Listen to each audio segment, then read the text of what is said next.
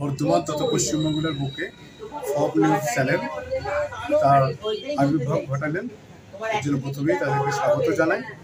আমি একজন শিক্ষক, আমার নাম অরূপ চৌধুরী এবং গাছ গ্রুপের অন্যতম আমি কর্মী। আমাদের গাছ গ্রুপের তরফ থেকে এবং শিক্ষক সমাজের তরফ থেকে এই যে নিউজ চ্যানেল ফব নিউজ তার আরও প্রসার ঘটুক, মানুষের কাছে তার একটা ভালো রকম জায়গা তৈরি করুক এবং সততা এবং বিশ্বাসের জায়গা নিয়ে তার সংবাদ মানুষের মাঝে বিকাশ ঘটুক। আগামী দিনে ফব নিউজ বাংলার একটা মুখ, এই শুভ প্রার্থনা।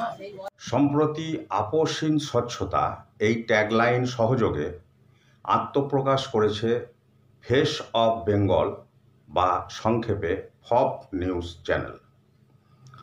আমরা জানি সংবাদ মাধ্যম হল গণতন্ত্রের চতুর্থ স্তম্ভ।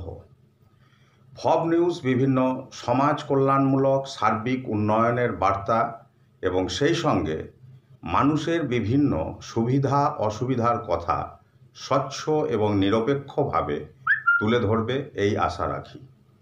স্বেচ্ছাসেবী সংস্থা আমার পাঠশালার পক্ষ থেকে ফব নিউজকে জানায় আন্তরিক প্রীতি, শুভেচ্ছা ও অভিনন্দন এবং সেই সঙ্গে ফব নিউজ চ্যানেলের সার্বিক সফলতা কামনা করি।